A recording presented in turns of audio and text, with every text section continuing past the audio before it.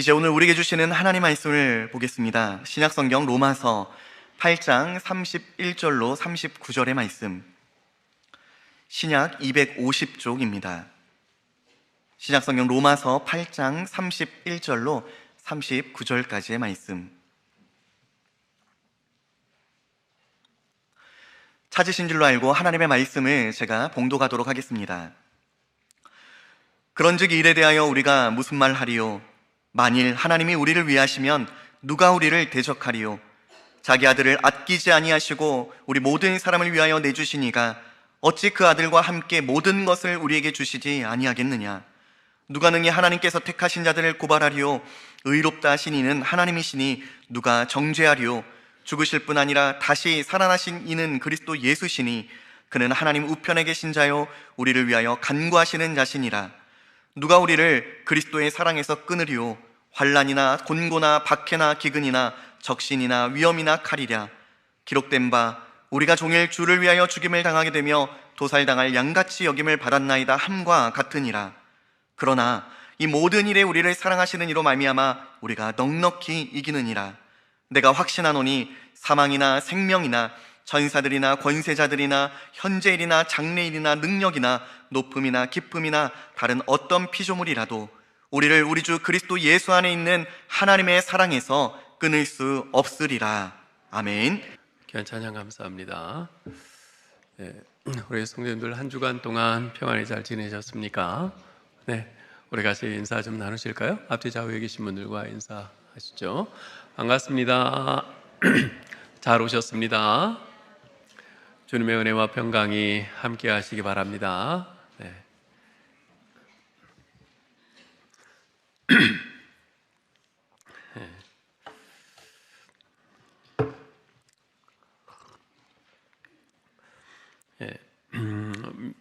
미국에서 목회하면서 저는 매우 특별한 경험을 한 적이 있습니다. 주중 평일에 제 사무실에 있는데 웬 미국 노인에게서 전화가 온 거예요.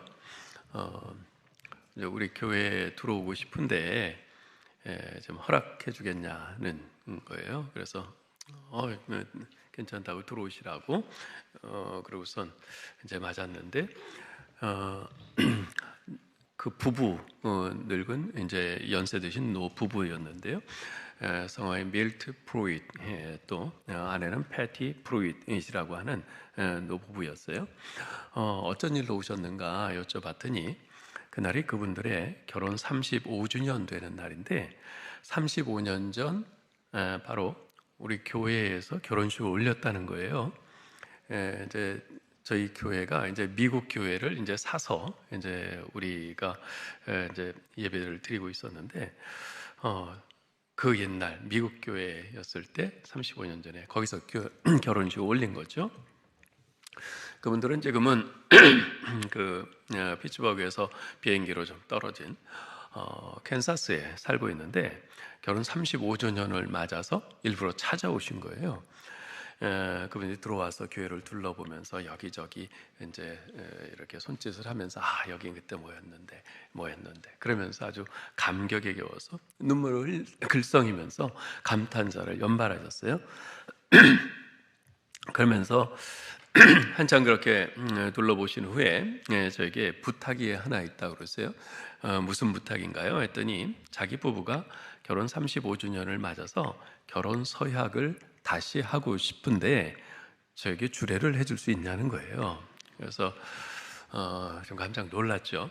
아니 35년간 같이 살았는데 새삼스럽게 무슨 결혼 서약을 새로 하시나, 혹시 뭐 별거 했다가 다시 재결합하신 건가, 뭐 그런 생각도 들었는데 그런 것은 아니고, 근데 한편으로 이제 그분들 심정이 좀 이해가 됐어요. 그래서 알겠다 그러고 이제 가운을 입고 성경책과 이제 결혼 예식서를 준비해 가지고 주례를 했습니다. 그분은 캠코더까지 가지고 오셔서 이제 찍고 싶다는 거예요. 그래서 이제 우리 부목사님한테 좀 찍어달라고 부탁을 하고선 이제 결혼 서약식을 했는데 남편분이 먼저 이제 아내를 보면서 서약을 해요. 나 밀트 프루잇은 그대 패티 프루잇을 아내로 맞아서 이제부터 평생토록 즐거우나 괴로우나 가난할 때나 부할 때나 병들거나 건강하거나 어떤 환경 중에서라도 그대를 귀중히 여기고 사랑하고 순종하며 죽음이 우리를 갈라놓을 때까지 하나님의 명령을 따라 오늘의 이 약속을 지키기로 하나님 앞에서 굳게 서약합니다. 아멘. 그리고 또 똑같은 내용으로 이제 아내가 남편에게 또 서약을 했죠. 근데 이 서약을 하는데 두 분 눈에서 눈물이 글썽글썽 거리는 거예요. 그러다가 툭 흘러요. 저도 가슴이 좀 찡해. 오늘 이제 그 감동을 받았죠. 너무 감동을 받았는지 이왕 내친 김에 좀 더 선심을 쓰자 생각하고는 This time you may kiss. 키스해도 됩니다. 그랬더니 두 분 얼굴이 웃음꽃이 활짝 펴요. 그러면서 키스를 하시는데 한 1분은 하시더라고요. 제가 그분들을 위해서 이제 간절히 기도한 후에 이제 여자분이, 그 아내 되시는 분이 자기가 평생 동안 교회에서 싱어로 봉사를 했는데 찬양곡을 한 곡 불러도 되겠느냐 하는 거예요. 그래서 그러시라고, 얼마든지 하시라고. 찬양을 하시는데 정말 연세에 걸맞지 않게 아름다운 목소리로 찬양을 하시는 거예요. 무슨 찬양을 했냐면 이제 미국 가스펠송인데 듣고 보니까 저도 아는 찬양이에요. 우리말로도 이제 번안이 됐고요. 하나님께서는 우리의 만남을 축복해 주셨네. 우린 하나 되어 우리는 하나 되어 함께 걷네. 하늘아버지 사랑 안에서. 이런 찬양이 들어보셨죠? 그날 제가 그분들의 모습을 보면서 느낀 감동은 정말 이루 말로 다 할 수 없이 컸습니다. 특별히 이제까지 35년을 함께 동반자로 서로 의지하고 사랑하면서 살아왔음에도 불구하고 이제 인생의 종착역을 향해서 나아가는 자신들의 생애를 처음에 그 사랑의 서약을 다시금 마음에 새기면서 더욱 굳건히 사랑하면서 함께 가고자 하는 그분들의 그 마음을 언제 읽게 되니까 저도 그 마음에 큰 은혜가 되고요, 마음에 새로운 결심을 하게 됐죠. 아마 모르긴 몰라도 그분들은 그날 그 일을 통해서 이제까지 35년간 자신들이 함께 걸어왔던 그 길에 대한 일말의 의구심이나 아쉬움 같은 것들을 다 떨쳐버릴 수 있지 않았을까, 그 생각이 들었어요. 그리고 앞으로의 남은 생에도 서로 손을 잡고 기쁨으로 함께 걸어가리라는 굳은 결심을 다시금 하게 되었을 겁니다. 사랑하는 성도 여러분, 저는 그 사건을 하나님과 저와의 관계에 적용을 해봤습니다. 저는 1977년 11월 예수님을 저의 인격적인 구세주로 영접했습니다. 물론 저는 태어나기는 이미 예수 믿고 교회 다니고 있던 부모님에게서 태어났어요. 소위 모태 신앙이죠. 그러나 중학교 때 신학을 잃어버리고 그렇게 교회 안 나가고 방황하며 살다가 이제 고2 겨울에 이제 주님을 다시 만나게 됐는데요. 그러니까 지금까지 거의 48년 동안 예수님을 믿고 그분의 신부로서 그분의 사랑을 받으며 그분을 사랑하며 살아온 것이죠. 이 정도 됐으면 이제는 전혀 흔들림 없이 확고한 신념 속에서 주님만을 바라보면서 그분만을 살아가며 제 삶을 온전히 헌신할 만도 한데, 실상은 그렇지 못한 제 모습을 보게 됩니다. 물론 나의 주님에 대한 분명한 믿음, 확고한 신념은 있습니다. 그건 변치 않습니다. 그러나 때때로 납득할 수 없는 이런저런 상황 속에서 주님의 사랑을 잠깐씩 의심할 때도 있고요, 심지어는 나의 구원의 확신을 흔들기 위해서 도전해오는 그런 세력들 앞에서 잠깐 흔들릴 때도 있는 것이 사실입니다. 그럴 때마다 흔들리는 나의 마음을, 나의 믿음을 다시금 주님께로 굳건히 붙잡아 매주는 것이 있습니다. 그것은 어떠한 형편, 어떤 상황 속에서도 변함없이 나를 사랑하신다고 하는 나를 향한 주님의 사랑의 고백입니다. 나를 향한 주님의 그 사랑의 고백, 그것이 흔들리고 자칫하면 실족할 뻔한 나를 붙잡아 매주고 견고히 다시 주님께 붙어있게 해주는 원동력이었죠. 오늘 읽은 로마서 8장 31절로 39절은 그러한 주님의 사랑의 고백을 가장 확실하게 전달해주는 본문입니다. 저는 이 말씀을 읽을 때마다 다시금 나를 향한 주님의 그 확고한 사랑을 재확인하면서 동시에 주님을 향한 나의 사랑과 헌신과 충성의 서약을 새롭게 하곤 합니다. 우리 사랑하는 성도 여러분, 때때로 여러분을 향한 주님의 사랑에 의심이 생기십니까? 여러분이 구원받았다는 사실에 대해서 자신이 없어질 때가 있습니까? 여러분이 지금 가고 있는 이 신앙생활의 노정에서 여러분을 막아서는 대적들로 말미암아 여러분이 패배하고 또 패배하고, 그래서 결국 여러분의 신앙생활이 실패로 끝날 것 같은 두려움이 있으십니까? 그러시다면 오늘 읽은 이 본문 말씀을 깊이 묵상하면서 읽고 또 읽고 계속 읽으시기 바랍니다. 한 번, 두 번 계속 반복해서 읽으면서 그 속에서 여러분을 향해 말씀하시는 우리 하나님의 음성, 여러분을 향한 하나님의 사랑의 고백을 들으실 수 있기를 바랍니다. 그러면 여러분 마음속에 있던 그런 어떤 의문이나 의심이나 의구심 같은 것들이 떠나고 더욱 견고한 그 확신으로 여러분 마음을 우리 하나님께로 향할 수 있게 될 줄 믿습니다. 자, 오늘 본문에서요, 우리는 우리 마음 한편에 또아리를 들고 앉아서 시시때때로 우리 마음을 사정없이 핥히고 공격하는 모든 의심과 두려움들, 즉 하나님과 우리의 구원 및 우리의 신앙생활에 대한 모든 의심과 두려움들을 불식시키고 오히려 그것을 움직일 수 없는 견고한 확신으로 바꿔주시는 하나님의 사랑의 고백을 들을 수 있습니다. 이 하나님의 고백은요, 우리에게 네 가지 확신을 심어주고 있습니다. 그리고 그 네 가지 확신은 오늘 본문에서 모두가 다 일정한 패턴으로 표현되고 있습니다. 그 일정한 패턴이란 누가 우리를 이라는 말로 반문하는 패턴입니다. 31절을 보실까요? 만일 하나님이 우리를 위하시면 누가 우리를 대적하리요? 33절, 누가 능히 하나님의 택하신 자들을 우리를 송사하리요? 34절, 누가 우리를 정죄하리요? 35절, 누가 우리를 그리스도의 사랑에서 끊으리요? 오늘과 다음 주 두 번에 걸쳐서 이 네 가지 확신을 하나하나 살펴보려고 합니다. 아무쪼록 여러분도 하나님이 주시는 이 네 가지 확신을 분명하게 정리하고 흔들림 없는 신앙생활의 토대를 마련할 수 있는 기회로 삼으실 수 있기를 바랍니다. 자, 하나님께서 본문 말씀을 통해서 우리에게 주시는 첫 번째 확신, 그것이 뭔가? 그것은 바로 승리의 확신입니다. 여러분 31절을 같이 한번 읽겠습니다. 그런즉 이 일에 대하여 우리가 무슨 말 하리요? 만일 하나님이 우리를 위하시면 누가 우리를 대적하리요? 예.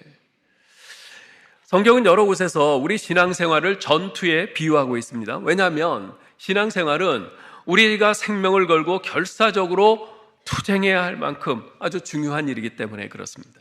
그런데 전투를 하다 보면요, 나를 대적하는 적군이 있고 또 나를 돕는 아군이 있죠. 그죠? 자, 그럼 우리의 신앙생활에 있어서의 적군, 우리의 원수는 누굽니까? 그들의 목표는 뭘까요? 그리고 우리는 그들을 어떻게 이길 수 있을까요? 성경은 우리 그리스도인의 큰 원수가 셋이 있다고 말씀합니다. 에베소서 2장 1절로 3절에서 그것을 말씀해 주고 있는데요, 같이 읽어볼까요? 그는 허물과 죄로 죽었던 너희를 살리셨도다. 그때 너희는 그 가운데서 행하여 이 세상 풍조를 따르고 공중의 권세 잡은 자를 따랐으니 곧 지금 불순종의 아들들 가운데서 역사하는 영이라. 전에는 우리도 다 그 가운데서 우리 육체의 욕심을 따라 지내며 육체와 마음의 원하는 것을 하여 다른 이들과 같이 본질상 진노의 자녀이었더니. 네. 여기 에베소서 2장 말씀에서 우리의 대적 세 가지 원수가 나타나고 있어요. 첫 번째는 세상입니다. 세상을 헬라어로는 코스모스라고 해요. 코스모스라고 하는데 성경에서는 이 세상 코스모스라는 단어가 세 가지 의미로 사용되고 있습니다. 하나는 눈에 보이는 물질 세계, 우리가 보는 이 유니버스, 이 우주 만물, 이것을 세상이라고 표현을 합니다. 두 번째는 이 세상 안에 살고 있는 사람들, 우리 인간을 바로 또한 세상이라고 그래요.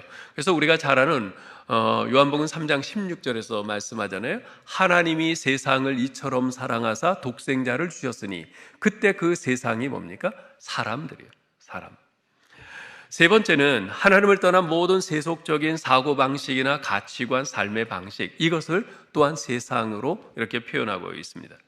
이 중에 우리 그리스도인의 원수인 세상은 바로 이 세 번째 의미의 세상이죠. 에베소 2장 2절, 그때 너희는 그 가운데서 행하여 이 세상 풍조를 따르고, 이 세상의 가치관, 사고방식, 삶의 방식, 이 세상의 가치체계, 그런 것을 따른다 하는 거죠. 우리 주님께서는 요한복음 15장 18절 19절에서 이렇게 말씀하신 바 있습니다. 읽어볼까요? 세상이 너희를 미워하면 너희보다 먼저 나를 미워한 줄을 알라. 너희가 세상에 속하였으면 세상이 자기의 것을 사랑할 것이나 너희는 세상에 속한 자가 아니요 도리어 내가 너희를 세상에서 택하였기 때문에 세상이 너희를 미워하느니라. 예, 세상이 왜 우리를 미워한다고요? 세상이 예수님을 미워하기 때문에. 세상이 예수님을 왜 미워합니까? 우리 예수님의 가치관, 우리 예수님의 사고방식, 삶의 방식, 이런 것은 이 세상과는 전혀 접점이 없어요. 전혀 적대적이에요. 그렇기 때문에 세상이 예수님을 미워해요. 그러니까 세상은 또한 예수님을 따르는 우리를 또 미워하는 겁니다. 이 세상의 이 세속적인 사고방식이나 가치관, 삶의 방식은 예수님을 믿고 따르는 우리 성도들과는 결코 양립할 수가 없습니다. 그래서 우리 신자들은요, 이 세상에서 호흡하며 살아가는 동안 끊임없이 이 세상의 도전과 공격을 받습니다. 그것은 우리 신자들의 피할 수 없는 운명이죠. 자, 그런데 하나님의 말씀은요, 우리가 세상을 이긴다라고 선언하십니다. 요한일서 5장 4절 5절에서 이렇게 말씀해요. 읽읍시다. 무릇 하나님께로부터 난 자마다 세상을 이기느니라. 세상을 이기는 승리는 이것이니 우리의 믿음이니라. 예수께서 하나님의 아들이심을 믿는 자가 아니면 세상을 이기는 자가 누구냐? 예, 세상을 이기는 승리는 이것이니 우리의 믿음이다. 이 세상의 세속적인 가치관, 사고방식, 삶의 방식, 그것이 잘 사는 길이야, 그렇게 믿지 않고, 아니야, 우리 주님께서 말씀하신 것, 성경적인 사고방식, 성경적인 가치관이 옳은 거야, 그걸 믿는 믿음이 세상을 이긴다는 말씀입니다. 우리가 세상을 이길 수 있는 이유는 주님께서 세상을 이기셨기 때문이에요. 요한복음 16장 33절에서 주님께서 말씀하시죠. 세상에서는 너희가 환난을 당하나 담대하라, 내가 세상을 이기었노라. 자, 두 번째 우리의 대적은 사탄입니다. 에베소서 2장 2절, 공중의 권세 잡은 자를 따랐으니 곧 지금 불순종의 아들들 가운데서 역사하는 영이라. 우리의 원수 사탄은 천상에서 타락해서 하나님께 저주를 받은 존재입니다. 그때부터 지금까지, 앞으로도 자신이 지옥에 던져질 때까지 절대로 지치거나 포기하지 않는 열정을 가지고 우리 모든 인간을 죄악 가운데로 유혹해서 모든 인간을 파멸의 길로, 멸망의 길로, 지옥의 길로 데려가기 위해서 지금도 우는 사자와 같이 두루 다니면서 삼킬 자를 찾고 있습니다. 베드로전서 5장 8절에서 이렇게 말씀하죠. 읽읍시다. 근신하라, 깨어라, 너희 대적 마귀가 우는 사자같이 두루다니며 삼킬 자를 찾나니. 사탄의 무대는 이 세상입니다. 사탄은 세상의 모든 문화의 꼭대기에 앉아서 인간으로 하여금 죄를 짓도록 조장하고 있습니다. 사탄은 우리 인간이 절대로 이길 수 없는 능력과 우리 인간이 절대로 따라갈 수 없는 그런 지혜와 인간이 절대로 눈치챌 수 없는 속임수로 인간을 죄악으로 인도합니다. 그러하기에 우리 인간은 우리 자신의 힘으로는요, 절대로 사탄을 이길 수가 없습니다. 그러나 우리가 할 수 없는 것을 주님은 하십니다. 요한일서 3장 8절에서 이렇게 말씀하세요. 읽을까요? 죄를 짓는 자마다 마귀에게 속하나니 마귀는 처음부터 범죄함이라. 하나님의 아들이 나타나신 것은 마귀의 일을 멸하려 하심이라. 아멘. 네. 하나님의 아들 예수께서 오신 것은 바로 그러한 마귀의 일을 멸하기 위해서예요. 그렇습니다. 주님이 우리를 도우십니다. 사탄이 우리를 유혹할 수는 있습니다. 그러나 사탄이 우리를 범죄케 할 수는 없어요. 우리를 유혹은 하지만 우리 멱살을 잡고 죄를 짓게 만들지는 못합니다. 사탄이 우리를 유혹할 때 우리는 사탄에게 나는 안 할 거야, 그렇게 단호하게 말하면 됩니다. 야고보서 4장 7절에서 바로 그 말씀을 하죠. 마귀를 대적하라. 그리하면 너희를 피하리라. 네? 사탄이 우리를 죄를 짓게 해서 나는 싫다고 하는데 억지로 죄를 짓게 해서 내가 죄를 짓는 게 아니라 사탄이 나를 강력하게 유혹할 때 내가 노라고 하지 않아서 죄를 짓는 겁니다. 대적해야 합니다. 아니다. 나는 예수 믿는 사람이야. 난 예수님 말씀을 따를 거야. 대적해야 합니다. 셋째는 육신입니다. 에베소서 2장 3절에서 말씀하죠. 우리 육체의 욕심을 따라 지내며 육체와 마음에 원하는 것을 하여. 자, 여기서 말하는 이 육신은요, 죄성으로 가득한 우리 인간의 마음을 뜻합니다. 마가복음 7장 21절로 23절에서 예수님께서 이런 말씀을 하셨어요. 읽을까요?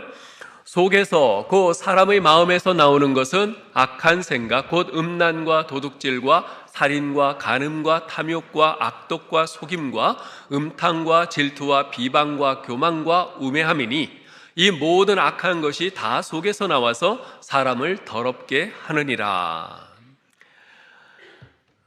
다 우리 마음 속에 있는 이 죄성에서부터 이게 분출돼 나오는 것이. 사도 바울과 같은 위대한 하나님의 사람조차도 이러한 육신 때문에 끊임없이 괴로워하지 않았습니까? 로마서 7장 22절로 24절을 보십시오. 내 속사람으로는 하나님의 법을 즐거워하되 내 지체 속에서 한 다른 법이 내 마음의 법과 싸워 내 지체 속에 있는 죄의 법으로 나를 사로잡는 것을 보는도다. 오호라, 나는 곤고한 사람이로다. 이 사망의 몸에서 누가 나를 건져내랴. 바울과 같은 위대한 사도도 육신으로 인해서 그렇게 괴로워했다면 우리 같은 사람은 도대체 어떻게 해야 육신과 싸울 수 있을까요? 바울은 과연 어떻게 육신을 이길 수 있었을까요? 고린도전서 15장 31절에서 바울은 이렇게 말합니다. 나는 날마다 죽노라. 날마다 죽노라. 바울의 목숨이 수천 수만 개 됩니까? 매일 하나 죽으면 또 하나 끄집어 쓰고 또 하나 끄집어 쓰고 그러게요? 그렇지 않죠. 예. 날마다 죽노라. 날마다 죽노라. 나를 자꾸만 죄의 법으로 끌어가려고 하는 그 유혹에 대해서, 끊임없이 나를 괴롭히는 이 죄성에 대해서 나는 죽은 자다. 난 예수 안에서 죽은 자다. 더 이상 너와 나는 관계없다. 그러면서 그 죄의 유혹에 대해서 문을 닫는 겁니다. 갈라디아서 2장 20절에서도 말씀합니다. 읽어볼까요? 내가 그리스도와 함께 십자가에 못 박혔나니 그런즉 이제는 내가 사는 것이 아니요 오직 내 안에 그리스도께서 사시는 것이라. 그리스도와 함께 십자가에 못 박혔다. 그리스도와 함께 죽었다는 거죠. 갈라디아서 5장 24절에서도 말씀합니다. 그리스도 예수의 사람들은 정욕과 탐심을 십자가에 못 박았느니라. 여러분, 내가 죽는다는 것은 내 마음의 보좌에 주님께서 왕으로 주인으로 좌정하셔서 나를 다스리도록 하시는 것입니다. 내 속에서 분출되어 나오는 이 죄의 욕심, 이 탐욕, 이 모든 이 죄성이 나를 지배하도록 나를 방치하는 것이 아니라 이제 나의 주인은 예수 그리스도시니 그분께서 나를 다스리도록 그분께 내 자신을 드리는 겁니다. 어떻게 해요? 나는 그분의 종이니까 그분의 말씀을 믿고 따르며 순종하는 겁니다. 다른 것에 귀 기울이지 않고 다른 소리에 귀 기울이지 않고 내 속에서 울려나오는 그 죄의 소리나 또 막 밖에서 사탄이 유혹하는 그런 소리나 그런 것에 귀 기울이지 않고 주님께서 말씀하시는 그 소리만 잘 듣고 거기에 순종하며 따라가는 겁니다. 그것이 주님을 내 마음의 주인으로 모시는 것이고 내가 그분을 왕으로 모시는 것이에요. 그렇게 하면 주님께서 나를 다스리시고 나를 보호하시고 인도하시고 승리케 하십니다. 사랑하는 성도 여러분, 우리 대적들의 목표는 우리로 하여금 하나님을 믿는 신앙에서 떨어져 나가게 하려는 겁니다. 그래서 종래에는 지옥 백성 되게 하려는 것이죠. 우리 모두 그것을 원치 않아요. 우리 신자들은 그들과의 싸움에서 우리가 승리하기를 간절히 원합니다. 그래서 나름대로 여러 가지 결심도 합니다. 열심히 애쓰고 분투, 노력합니다. 그럼에도 불구하고 우리는 너무나도 자주 패배합니다. 이제까지 내 뒷덜미를 움켜쥐고 있던 죄의 습관들을 읍참마속의 심정으로 끊어버리리라 하면서 그토록 단호하게 결심했던 것이 별것 아닌 외부의 유혹과 자극에 여지없이 무너져 버립니다. 내가 다시는 말로써 다른 사람에게 상처 주지 않으리라 다짐했건만 순간적으로 울컥 올라오는 그 감정에 그때까지 잘 참아왔던 말들을 거침없이 쏟아냅니다. 그리고 돌아서서 또 후회합니다. 이제는 내 삶의 목표를 좀 더 높은 데 두고 하나님과 그분의 나라를 위해 헌신하며 살겠습니다 했던 이 헌신의 맹세는 온데간데 없이 실종돼 버리고 어느 틈엔가 또다시 내 한 몸 편하게 보다 많은 것을 누리며 살려고 하는 이기적인 욕망이 나를 지배합니다. 이런 일들이 반복되면서 점차 우리 안에 짙은 패배감과 좌절감이 자리 잡게 되죠. 신앙서적을 보거나 남들의 드라마틱한 간증을 들을 때는 야, 그래, 이길 수 있어, 뭐 별것 아니야, 나도 저렇게 할 수 있어, 그렇게 생각을 하는데, 근데 실제로 우리 자신은 승리하는 그리스도인의 삶이 그처럼 말처럼 쉬운 게 아님을 여실히 깨닫게 되죠. 자, 그러면 그토록 승리하는 신앙생활을 원하면서도 승리하지 못하는 이유가 뭡니까? 그것은 사탄과 죄의 세력들이 우리 주의 도처에서 승리를 향해 나아가는 우리의 삶을 방해하고 그 길을 가로막고 있기 때문입니다. 그리고 그에 비해서 우리들 자신은 너무나 연약하다는 데 문제가 있는 거예요. 아무리 우리 앞에 장애물이 있어도 내가 그것을 뚫고 나갈 그런 능력이 있으면 뭐 문제 안 되죠. 근데 문제는 내 앞을 가로막고 있는 장벽을 뚫고 나갈 힘이 없는 거예요. 능력이 없는 거예요. 자, 그런데 오늘 본문에 보면 놀라운 말씀이 나타납니다. 우리도 다른 그 위대한 신앙의 사람들처럼 위대한 승리의 삶이 우리에게도 언제든지 가능하다는 것입니다. 비록 우리가 연약해서 많은 악한 세력들로 인해서 넘어지고 좌절하고 쓰러지기는 하지만 우리를 돕는 우리의 아군이 있다고 말씀을 하세요. 그 아군이 누굽니까? 바로 하나님이십니다. 하나님 아버지세요. 하나님께서 우리를 다시 일으켜 주시고 우리를 결국 승리케 하신다는 말씀입니다. 여러분, 이 세상에서 승리자가 되려면요, 누구를 내 편으로 삼아야 하는지 잘 선택해야 합니다. 줄을 잘 서야 한다는 말입니다. 좀 여담이기는 한데, 저는 우리 이 나라가 자랑스러워하는 축구선수 손흥민 선수를 볼 때마다 좀 안타까움이 있어요. 정말 아주 출중한 실력을 갖고 있는 선수잖아요. 근데 이제까지 우승을 한번 못했어요. 제 나름대로 생각은 팀을 잘못 만났다 생각을 해요. 예? 팀을 잘못 만나서. 예? 손흥민 선수보다 훨씬 못한 실력이 떨어지는 선수들도 팀을 잘 만나갖고 뭐 1년에 우승을 몇 번씩 하고 그러는데 손흥민 선수는 팀을 잘못 만나서 아군을 잘못 만난 거죠. 예? 그래서 승리를 하지 못해요. 여러분, 줄을 잘 서야 돼요. 무슨 일이 있어도 최고의 실력자를 내 편으로 만들어야 합니다. 그래야 승산이 있어요. 자, 근데 그 아군에 대해서 이렇게 말씀해요. 31절 다시 보십시오. 만일 하나님이 우리를 위하시면 누가 우리를 대적하리요? 예? 만일 하나님이 우리를 위하시면 바로 여기에 승리의 비결이 있습니다. 여러분, 이 문장을 빼고요, 만일 하나님이 우리를 위하시면 이 문장을 빼고 뒷부분 누가 우리를 대적하리요? 라는 이 말만 덩그러니 있다고 한번 해보세요. 어떨까요? 벌써 마음이 불안해지지 않습니까? 누가 우리를 대적하리요? 어휴, 내가 감당 못할 대적이 너무나 많은데, 내 주위에는 대적이 없으니 안심이야, 이렇게 말할 수 있는 사람이 과연 있을까요? 없습니다. 우리들 주위에는 늘 사탄과 그의 죄의 세력들이 호시탐탐 우리를 무너뜨리기 위해서 기회만 노리고 있습니다. 우리의 대적들은 우리보다 강합니다. 강해도 보통 강한 것이 아닙니다. 훨씬 더 강합니다. 자신의 힘으로 그 죄의 유혹을 극복할 수 있는 사람은 누구도 없어요. 결코 우리들 혼자서는 물리칠 수 없습니다. 여러분, 우리가 얼마나 연약한 존재인가를 솔직히 인정해야만 합니다. 우리의 대적들이 끊임없이 세차게 공격해오는 이 악한 세대에서 우리가 승리의 삶을 살기 위해서는 무엇보다도 든든한 아군을 만나야 합니다. 그 아군을 붙잡아야 합니다. 우리 하나님께서 우리의 아군이시라고 해요. 하나님께서 우리 편이라고 그러세요. 이 하나님을 우리 편으로 삼아 주님을 의지하고 나가면 승리는 보장된 겁니다. 하나님이 나를 위하시고 내 편에 계시다는 이 강한 확신과 이 믿음을 가지고 산다면 가장 악한 그 적에 대해서도 너희의 대적함이 어디 있느냐라고 당당히 외치면서 승리를 선포하고 나갈 수 있는 줄 믿습니다. 자, 그런데 오늘 본문을 자세히 보면요, 만일이라고 이렇게 표현을 하고 있어요.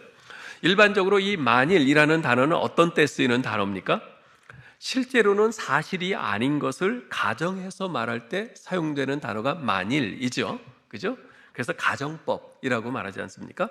자, 그러나 여기서의 만일은요, 일반적으로 사용되는 그 가정법과는 완전히 다릅니다. 여기서의 만일은 오히려 기정사실을 강하게 표현하는 단어입니다. 이렇게 예를 들어볼까요? 어떤 청춘 남녀가 있어요. 이 남자가 상대 여자를 아주 뜨겁게 사랑합니다. 그래서 용기를 내서 고백을 합니다.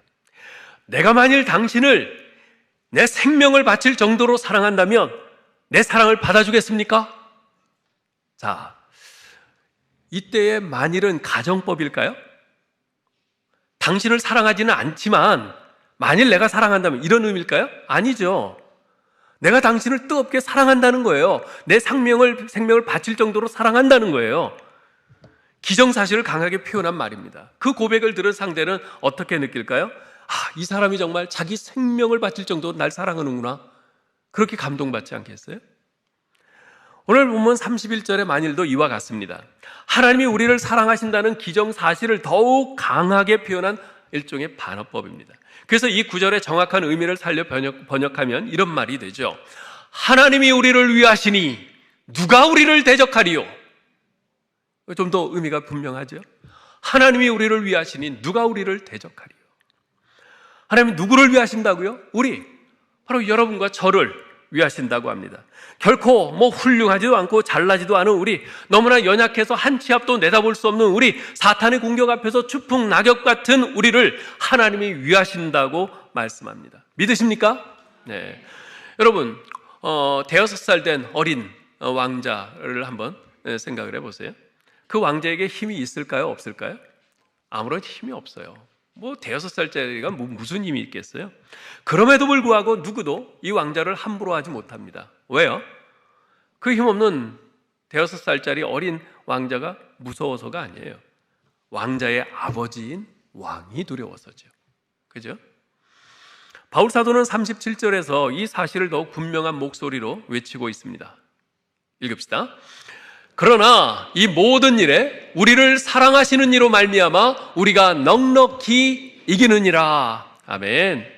이기는데 어쩌다 이기는 것이 아니라고 해요. 넉넉히 이긴다고 합니다. 운이 좋아서 이기는 것이 아니랍니다. 죽기 살기로 내가 대들어야 겨우 이긴다는 말이 아닙니다. 이기고도 남는다는 말이에요.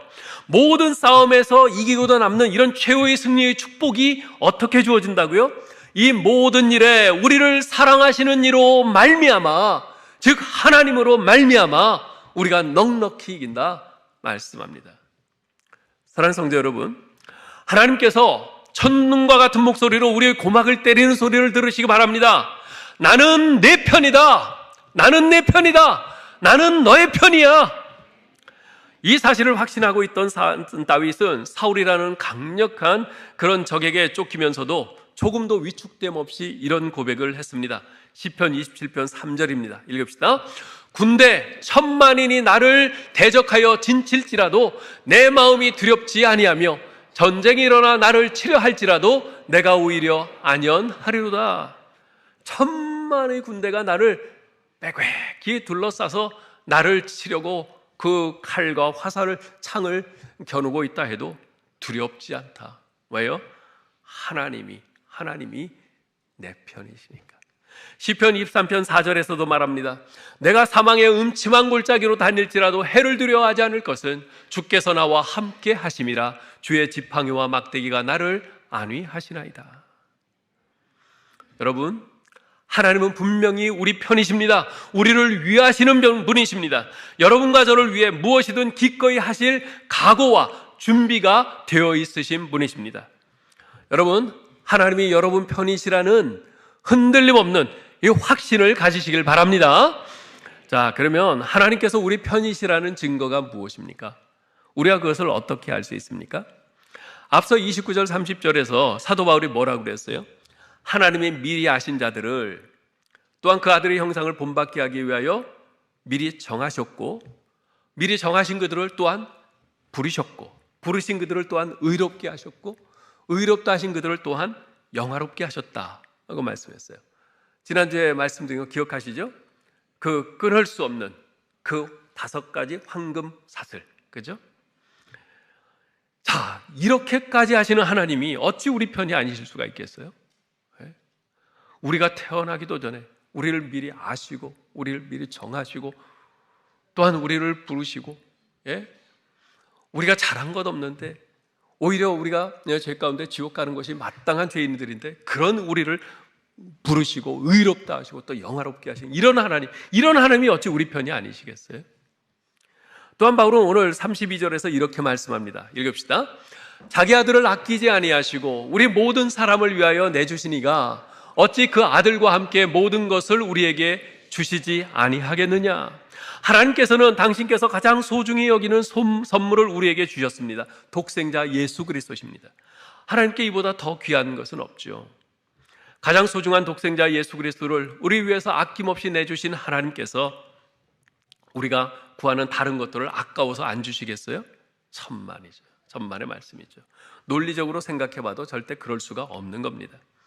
사도 바울은 에베소서 3장 20절에서 이렇게 말씀을 합니다. 읽어봅시다.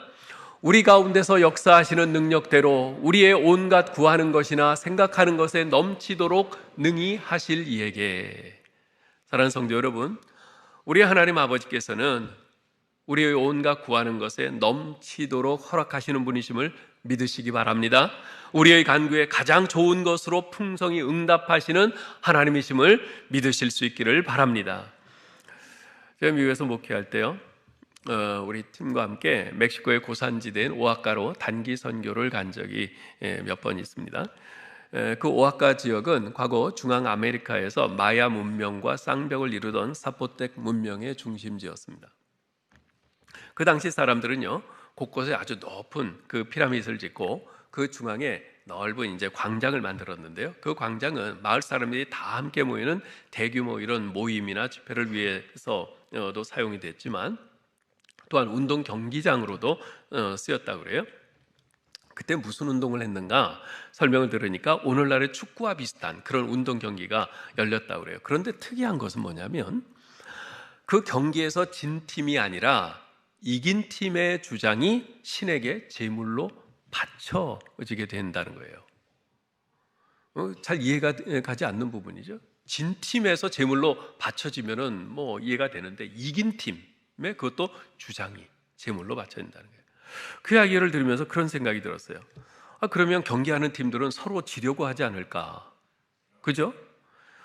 모든 사람에게 있어서 이 생명은 귀한 것 아니겠어요? 죽음은 공포의 대상 아닙니까? 누군들 선뜻 죽으려고 하겠어요? 그런데 그 안내하시는 분의 설명을 들으니까 정반대였습니다. 서로 이기려고 아주 필사적으로 싸운다는 거예요. 이유가 뭐냐면 신에게 제물로 바쳐지는 것이야말로 자신도 신의 아들이 되는 최고의 영예이기 때문이라는 겁니다. 그들은 그렇게 믿는 거예요. 그렇게 그것을 믿고 확신을 가지니까 너도 나도 아무런 두려움도 없이 그 죽음의 길을 차지하기 위해서 결사적으로 경기에 임한다는 겁니다. 사랑하는 성도 여러분, 미신적인 신앙을 가지고 살던 그런 사람들도 실제로는 그 신이 자신들을 위해서 무엇 하나 해준 것이 없지만 그 신에 대한 바로 이러한 정말 잘못된 확신이었는정 절대적인 확신을 가졌을 때 죽음의 공포도 능히 극복하고 죽음의 자리에 뛰어들었어요. 그렇다면 죽어 마땅한 죄인인 날 위해서 자기의 독생자를 십자가에 나 대신 죽도록 내어주신 그 하나님의 사랑을 믿는다면 어떤 경우에도 그분이 내 편이시라는 사실을 확신 있게 받아들이는 것, 이것이 마땅한 일 아니겠습니까? 여러분은 하나님께서 독생자 예수 그리스도를 여러분을 위해서 십자가에 못 박혀 죽게 하신 것을 믿으십니까? 여러분 그거 믿으세요? 갈수기 왜 작아지세요? 예? 죽으라고 그럴까 봐. 예. 여러분 분명히 믿으신다면은 하나님이 진짜 내 편이시다, 이 사실을 우리가 확신으로 붙잡아야 합니다. 다시 한번 말씀드립니다. 하나님은 여러분 편이십니다. 하나님이 여러분 편이시라는 이 흔들림 없는 확신을 가지실 수 있기를 주님의 이름으로 축복합니다. 이제 말씀을 맺겠습니다. 사도 바울은 오늘 본문 31절에서 만일 하나님이 우리를 위하시면 누가 우리를 대적하리요? 라고 아주 자신감으로 가득 찬 선언을 했습니다. 하나님이 내 편이시다. 이사야 선지자는 하나님이 내 편이시다는 말을 이사야 41장 8절에서 하나님의 벗이라는 말로 표현을 했습니다. 하나님이 나의 친구라는 말이죠. 예수님께서도 요한복음 15장에서 제자들을 향해서 나의 친구라 이렇게 말씀하셨습니다. 여러분, 친구가 무엇입니까? 내 편이에요. 내 편. 그게 친구예요. 어떤 상황에서도 나를 믿어주고 내 편에 서주는 사람, 이해득실을 따지지 않고 내 편에 서주는 사람, 그가 바로 친구입니다. 예수님께서는 당신께서 나의 친구요 내 편이라는 사실을 요한복음 15장 13절에서 이렇게 표현하셨습니다. 사람이 친구를 위하여 자기 목숨을 버리면 이보다 더 큰 사랑이 없나니. 당신의 목숨을 버리시더라도 끝까지 내 편이 되어 주시겠다는 겁니다. 그리고 실제로 그렇게 하셨죠. 찬송가 90장은 그러한 주님의 친구 되심과 그 사랑을 이렇게 노래합니다. 주 예수 내가 알기 전 날 먼저 사랑했네. 그 크신 사랑 나타나 내 영혼 거듭났네. 주 내 맘에 늘 계시고 나 주의 안에 있어 저 포도비유 같으니 참 좋은 나의 친구. 내 친구 되신 예수님 날 구원하시려고 그 귀한 몸을 버리사 내 죄를 대속했네. 나 주님을 늘 믿으며 그 손을 의지하고 내 몸과 마음을 바쳐서 끝까지 충성하리. 내 진실하신 친구여 큰 은혜 내려주사 날 항상 보호하시고 내 방패 되옵소서. 그 풍성한 참 사랑을 네 능히 끊을 소냐. 날 구원하신 예수는 참 좋은 나의 친구. 얼마나 귀한 가사인지 모릅니다. 친구하며 늘 제 머릿속에 가장 먼저 떠오르는 시가 하나 있습니다. 제가 한두 번 소개해드린 적이 있는 고 함석헌 선생의 그대 그 사람을 가졌는가 라는 시입니다. 다시 한번 들어보시면 좋겠어요. 말리길 떠나는 날 처자를 맡기며 마음 놓고 갈 만한 사람, 그 사람을 그대는 가졌는가. 온 세상이 다 나를 버려 마음이 외로울 때도 저 맘이야 하고 믿어지는 사람을 그대는 가졌는가. 탔던 배 꺼지는 시간 구명대를 서로 양보하며 너만은 제발 살아다오 할 그 사람을 그대는 가졌는가. 불효의 사형장에서 다 죽어도 너희 세상빛을 위해 저만은 살려주거라 일러줄 그 사람을 그대는 가졌는가. 잊지 못할 세상을 두고 떠나려 할 때 너 하나 있으니 하며 빙긋 웃고 눈 감을 수 있는 사람을 그대는 가졌는가. 온 세상의 찬성보다도 아니 하고 머리 흔들 그 한 얼굴 생각에 알뜰한 유혹 물리치게 될 그 사람을 그대는 가졌는가. 저는 이 시를 신학생 때 샘터라는 그런 월간 잡지를 통해서 처음 접했습니다. 당시 저는 이 시를 좀 접하자마자 제 마음속에 들어와 확 꽂히는 것을 느꼈습니다. 그 이유는 그때 제게 이런 친구가 있었기 때문입니다. 그 친구는 바로 예수 그리스도셨습니다. 당시 저는 이 시를 되뇌면서 예수님을 떠올렸습니다. 지금도 이 시를 음미할 때마다 가장 먼저 떠오르는 분은 바로 예수님이십니다. 그 까닭은 예수님 외에는 이런 친구를 생각할 수 없기 때문입니다. 사랑하는 성도 여러분, 예수님은 여러분 편이시며 여러분의 친구이십니다. 여러분의 모든 죄와 허물을 대신 담당하여 여러분을 자유케 해주신 여러분의 친구이십니다. 끊임없이 슬픔과 아픔의 파도가 우리를 삼킬 듯이 밀려오는 이 세상에서 여러분과 동행하시며 여러분을 늘 보호하시며 여러분의 방패가 되어주시는 여러분 편이십니다. 아무쪼록 하나님이 우리를 위하시니 누가 우리를 대적하리요? 라는 이 바울의 선언을 여러분 마음에 깊이 간직하시고 여러분 편이시요 친구 되신 예수님을 온전히 신뢰하고 의지함으로써 여러분을 둘러싸고 있는 그 고난의 상황 속에서도 그분으로 말미암아 승리하는 저와 여러분 될 수 있기를 주님의 이름으로 축원합니다. 하나님 은혜를 감사합니다. 그저 주님 앞에 늘 불민한 저희들입니다. 주님을 사랑한다고 말하면서도 주님보다 이 세상의 것들을 더 사랑해서 또 금방 돌아서기도 하고, 주님을 위해서 헌신하며 충성하며 살겠습니다 했다가도 내게 조금이라도 손해가 될 것 같으면 슬쩍 한 발을 뒤로 빼곤 하는 저희들입니다.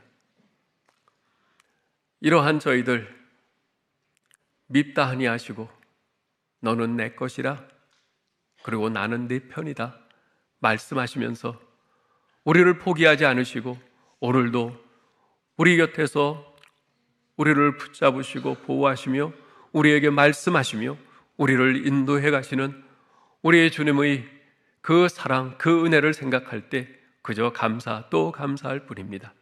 아버지 하나님, 이제 우리도 다시 한번 결심하고 주님 사랑하고 주님께 이 사랑의 맹세를 헌신과 충성으로 보이며 살겠노라 다짐하기를 원합니다. 아버지 하나님, 우리 모두를 우리 하나님께서 이 같은 사랑으로 붙잡으시니 주님, 저희도 우리 주님 사랑해서 짧게 살다가는 이 한 세상 오직 우리 주님 바라보고 주님 말씀 붙잡고 이 세상을 넉넉히 감당하며 극복하며 살아가는 저희들 다 되게 하여 주옵소서. 예수 그리스도의 이름으로 기도하옵나이다. 아멘.